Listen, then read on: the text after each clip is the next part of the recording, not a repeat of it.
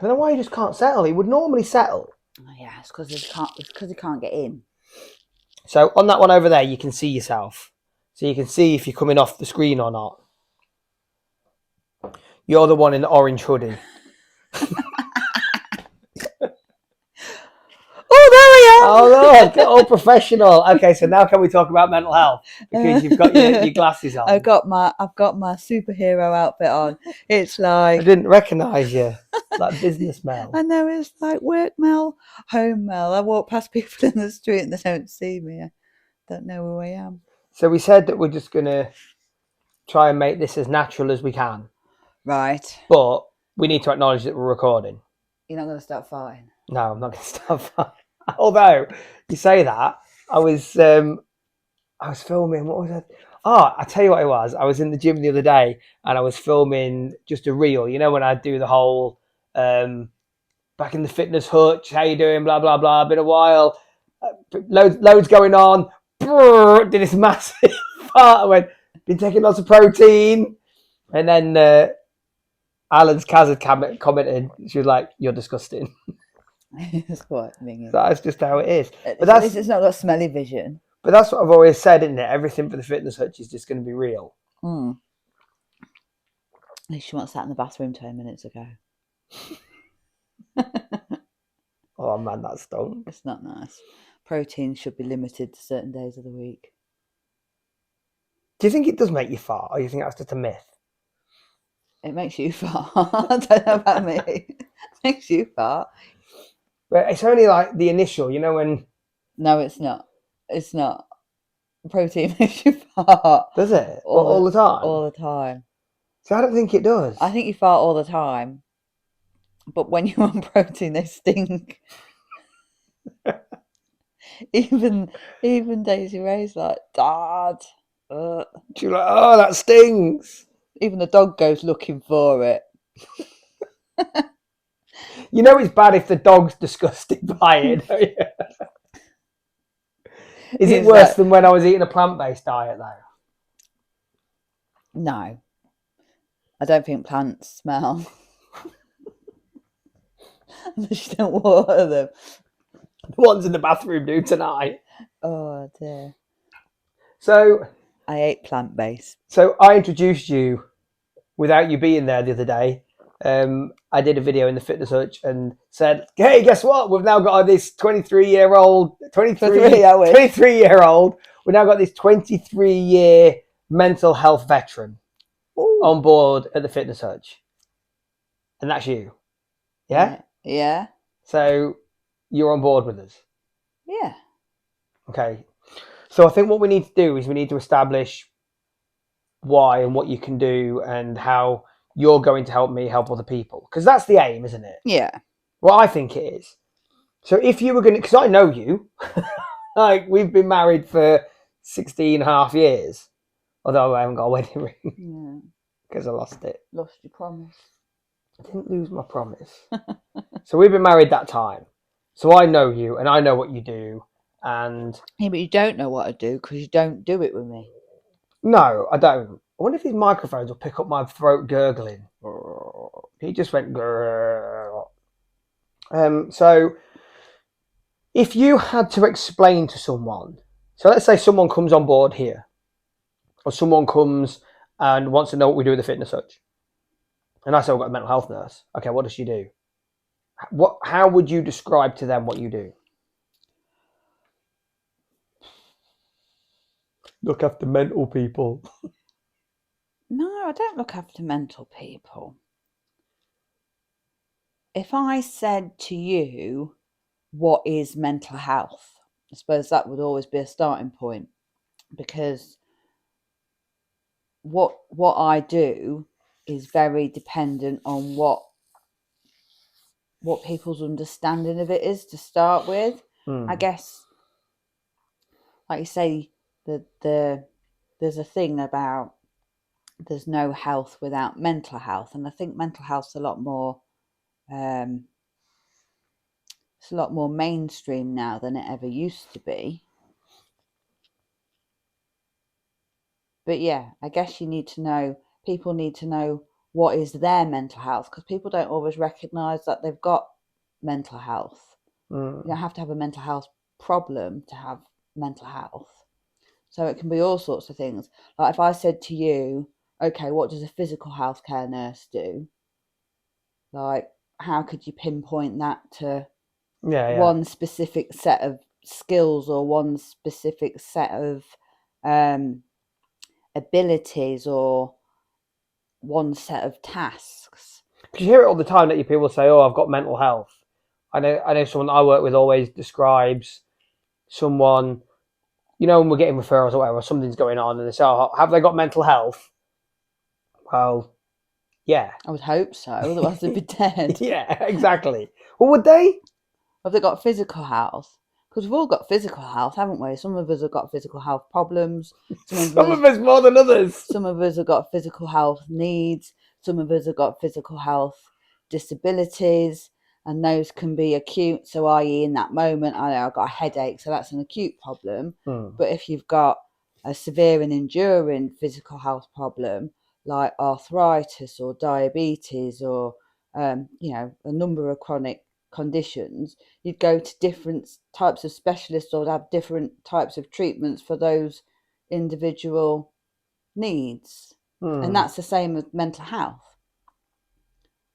But I suppose what you do in your job is very different to how you would help people kind of in everyday life, or is it not?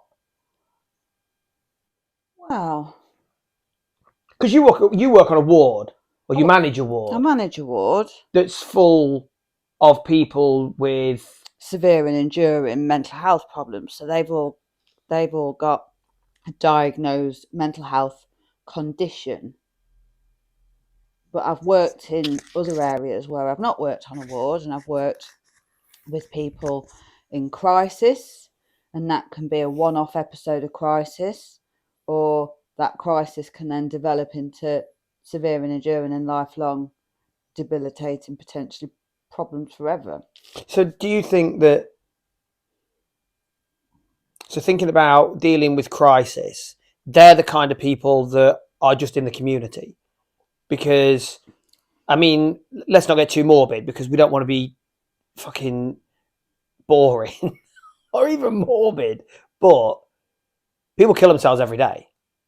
It's the biggest killer of men under 40.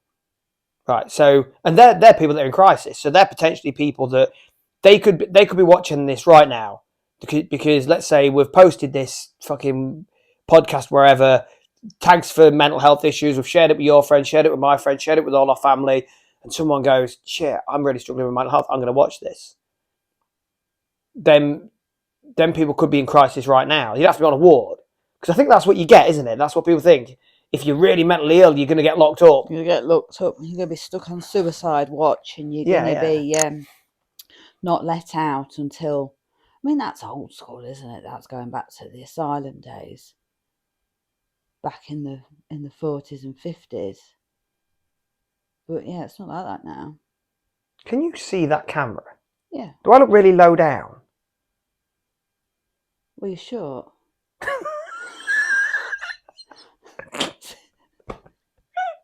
Okay. So you're never going to look really high up, are you? You fucking dick.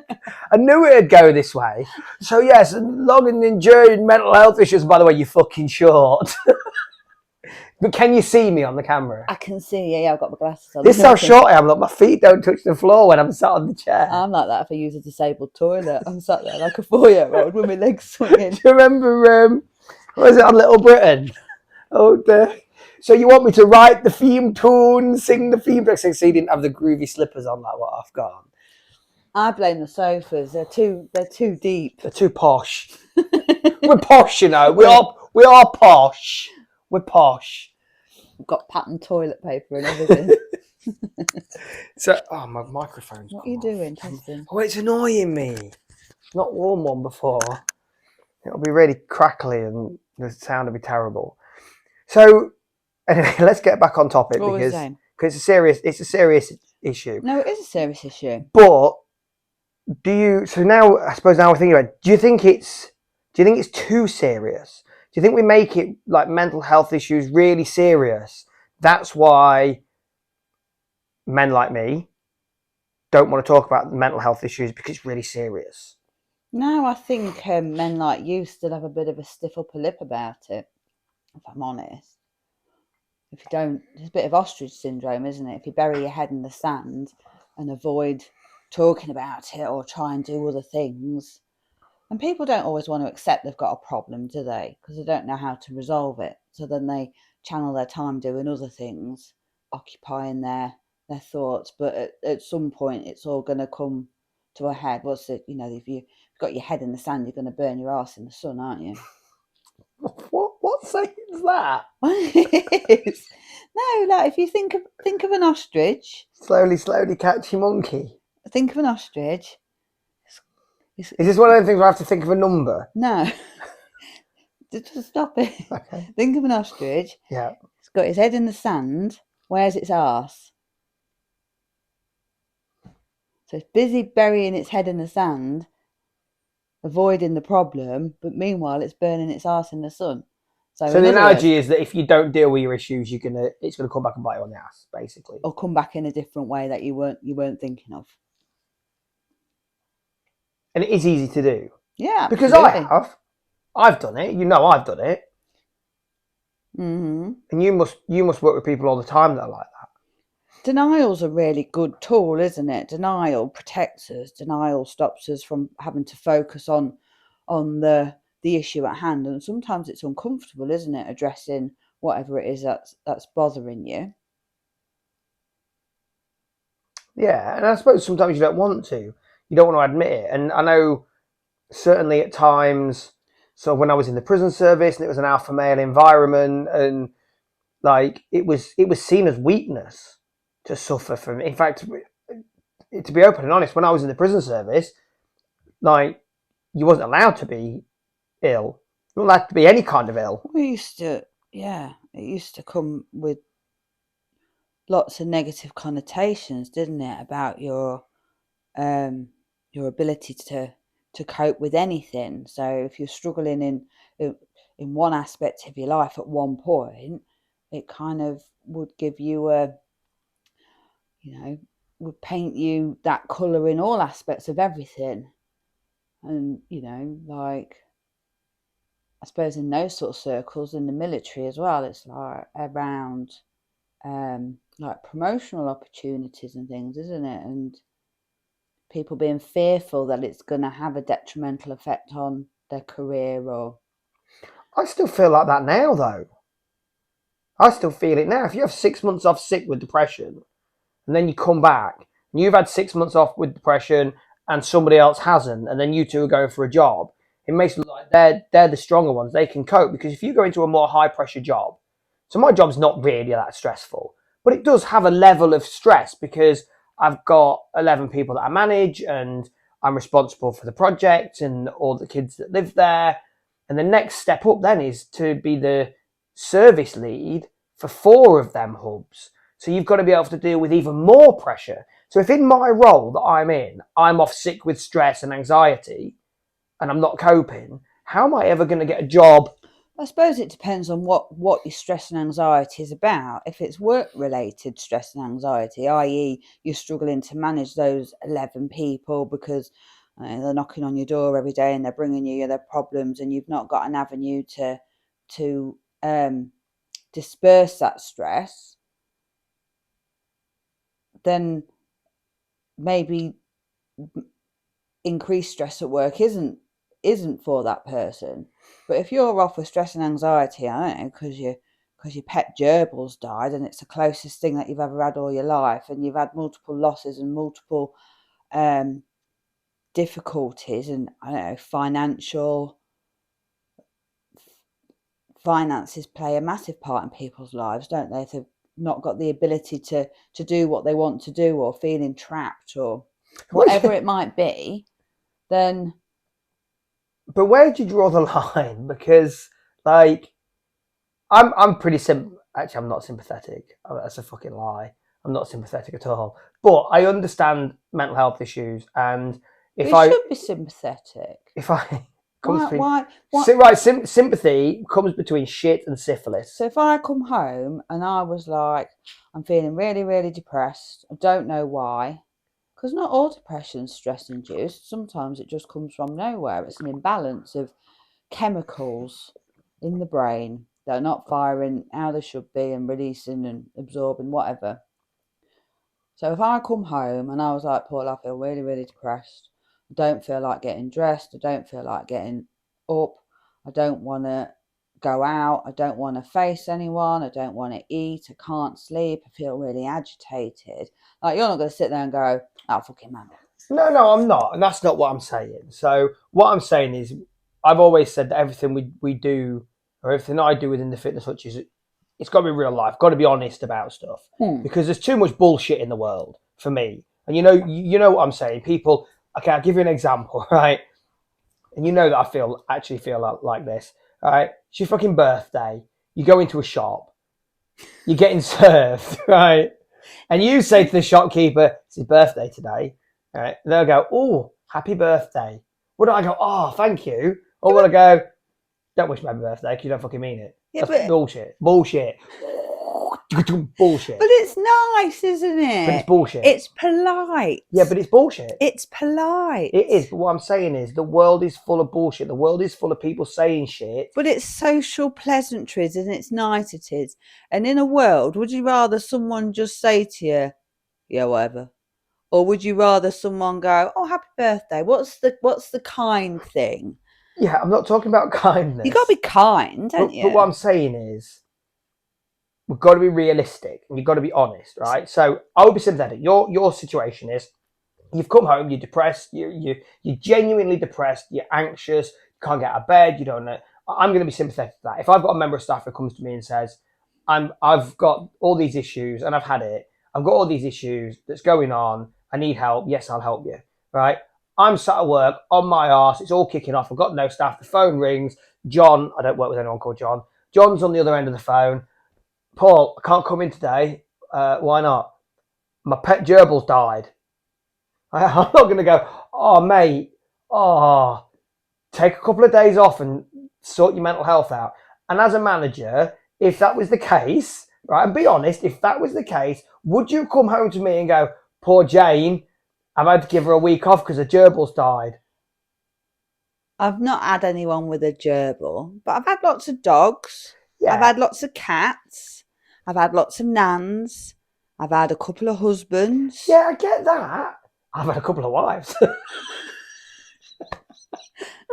You're the best one, though. Oh, thanks. You're the best one. You know, that's good, isn't it? That's got to make you feel good. It's going to be good for your mental health. Do you not think?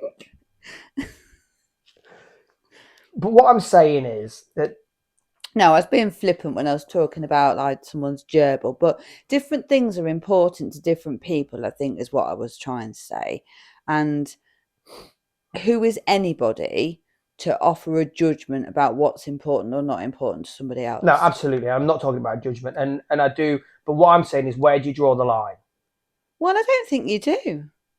I don't think you do draw the line, do you? Because who would I or anybody else be to draw a line about what is or isn't important about somebody else within their life? And that's where me and you differ, because I know genuinely, when we're talking about bullshitting or being honest or whatever, I know genuinely, if you had a friend or a family member or an employee who was that attached to a gerbil that when it died, they went off sick because they couldn't cope, you would probably go, it's not... I don't get it, personally. I don't get it, but yeah, okay, take the time. I would probably sit behind closed doors, let's be honest, because I wouldn't do it to the person's face, and that's different. I wouldn't go to them, you're a fucking idiot, man up. It's only a fucking gerbil, for God's sake. It's only a gerbil to you, though. It's not a gerbil to them. You fucking hate gerbils. No, you're a ratty-faced motherfucker. And like I say, I've never had someone ring up for a gerbil. Have I had a tortoise? But then tortoises live forever, don't they? Yeah, who fucking had a tortoise that died? Surely they should have retired by then. No, I can't remember if I had a tortoise. It's Jane. Hi, Jane, what's up? I'd probably draw the line at a goldfish. You remember my great nana's goldfish? I was so attached to it. Found it dead this morning. But yeah, no. But people grieve, don't they? People have loss and grief, and like I say, it's not for me to judge. But is that so? We've talked about this before. But I've never had anyone come to me in a crisis situation with a dead gerbil. But I have had people come through my service whose dogs died, and they genuinely can't cope. They've got other underlying mental health problems anyway, and other stresses going on in their life. But that one thing was maybe their reason to get up every day. That one thing was probably their reason to go out every day. One reason to go shopping once a week. And I get that. I get that. You get attachments to things, and if you're, It don't even have to be a like an animal, does it? People get attachment. Like, how upset were you that you lost your wedding ring? I don't, because you made me cry. But you were though, I weren't was, you? and I'm still am now. And that's just a thing, isn't it? It's just a round piece of metal manufactured in a factory. Like, you can replace it, you can get another one exactly the same. Yeah, but I've never, up until this week, nearly 16 and a half years, I've never gone to bed without having my finger in a ring. Without having, literally the only times that I haven't had it on my person is when I've been competing. So when I've done jiu-jitsu, kickboxing, I've taken it off. Every other time I've had it with me. No, but what I'm saying is, it's a round piece of metal. It's like, it's man-made from a factory somewhere. We bought it from a shop. It sits on your finger, but you not having that ring for the last, I don't know, week hasn't made a difference to your life, has it? Like, your marriage hasn't ended. Like, I haven't disappeared. I haven't like gone up into a puff of smoke. It's made my gym sessions easier. But it hasn't affected your ability to and how you live your life. It hasn't affected how you structure your day. It hasn't affected any of that stuff. But you're still upset about it. You could have gone to the shop the next day and bought another one exactly the same, and it would have replaced it. But that still wouldn't have stopped you feeling upset about it. I'm still upset about it now. Yeah. And so that's what I'm saying. People become very attached to things, don't they? But would you say that's a mental health issue? Or would you say that's an everyday, you lose shit, you break I cracked the screen on my laptop, I'm still not over that. But I wouldn't say that's a mental health issue. I'd say that's just life. It is life, and bad things happen to good people all the time, don't they? And good things happen to good people all the time. But I suppose, no, it's not a mental health issue because you haven't lost sleep over it, have you? You haven't sat there ruminating and thinking about it. And other than that initial kind of, I need to find it, where is it? Let me go back up there. Let me have a good look round.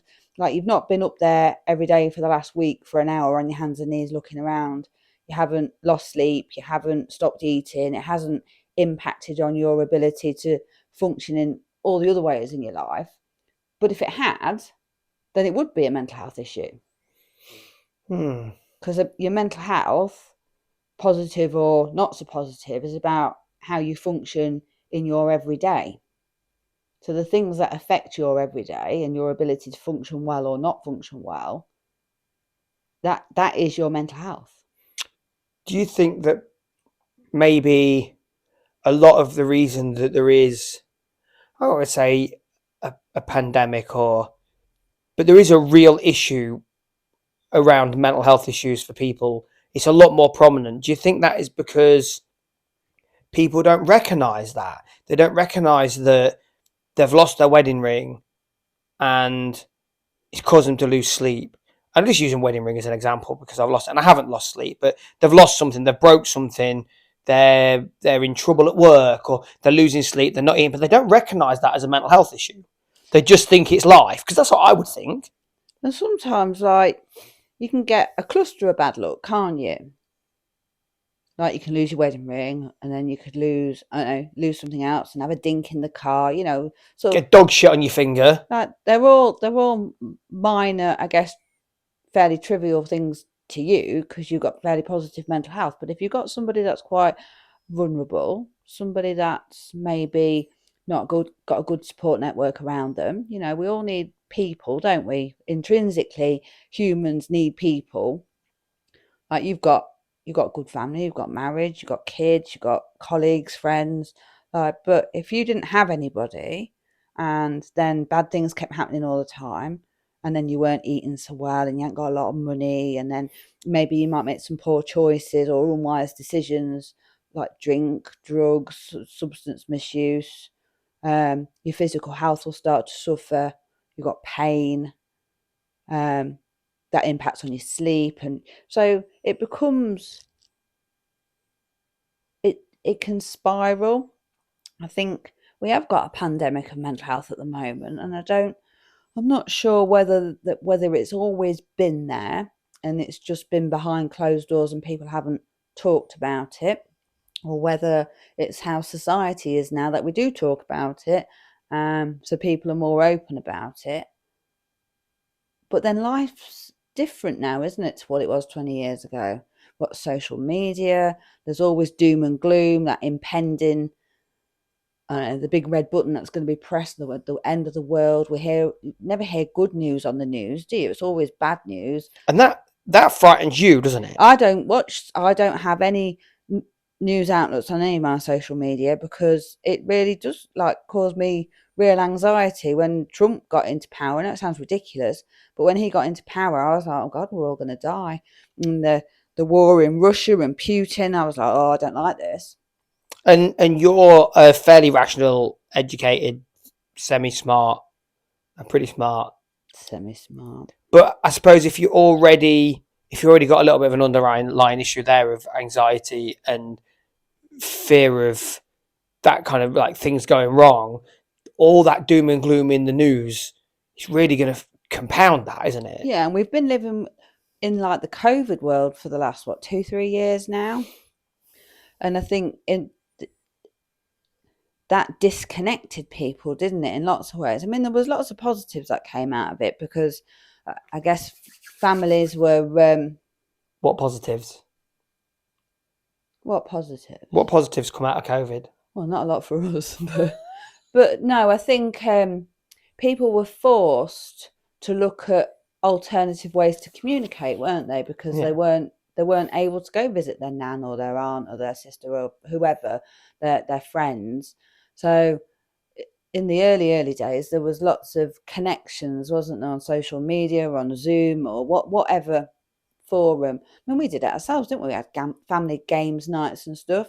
Soon got a bit wearing after people kept losing and being accused of cheating and stuff. But yeah, so I think people were forced to connect in other ways, but equally they weren't able to connect properly, and I think that caused a lot of issues for a lot of people. And I think a lot of bad come out of it, and I think we're still going to see it years down the line. People that were affected, they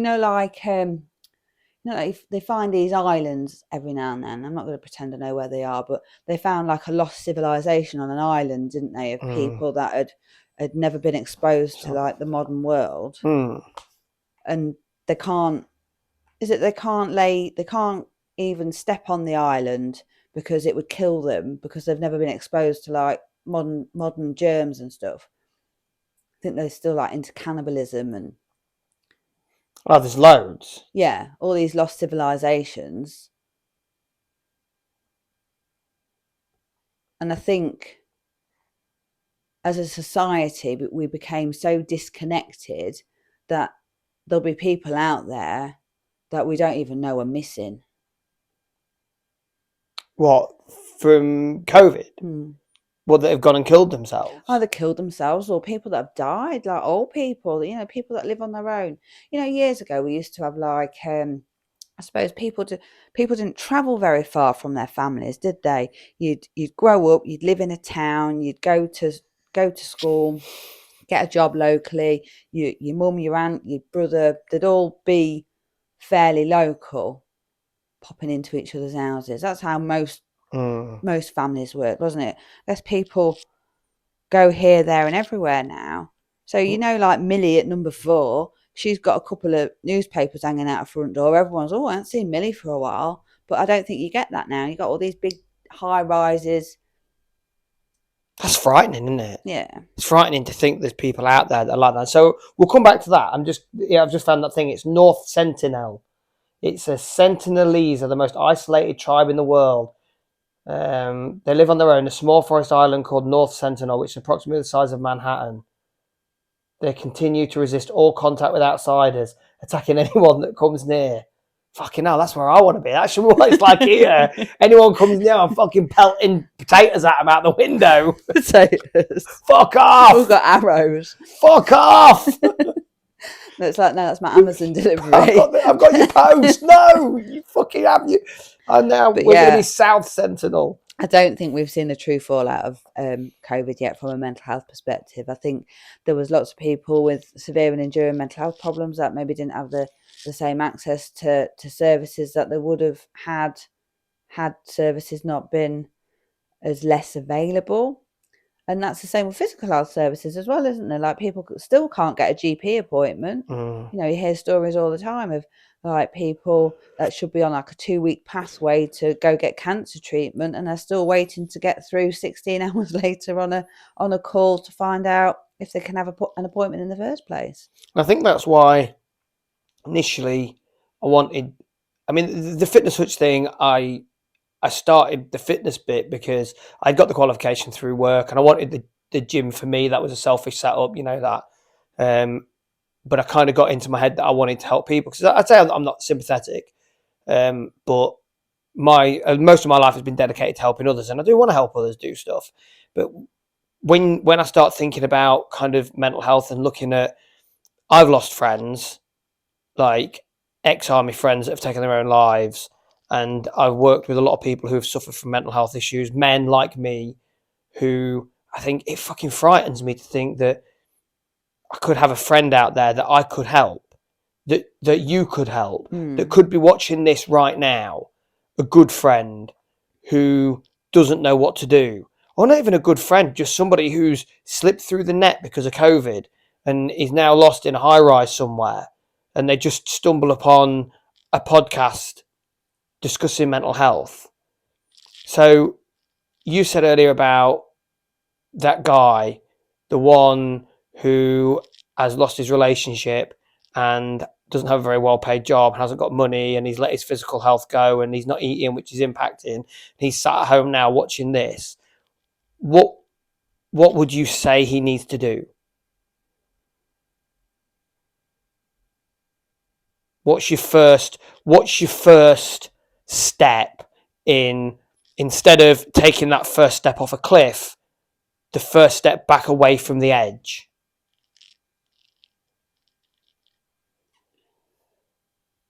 There's always someone to talk to. Always. So that's what you're saying, they should need to talk to someone. Yeah. It's got to be the first step. Yeah. They need to acknowledge that they've got a problem. And I guess if they're at that point where they're thinking and they're contemplating and they're in a really dark space, then they need to be with people. They need to find somebody. And there's always somebody.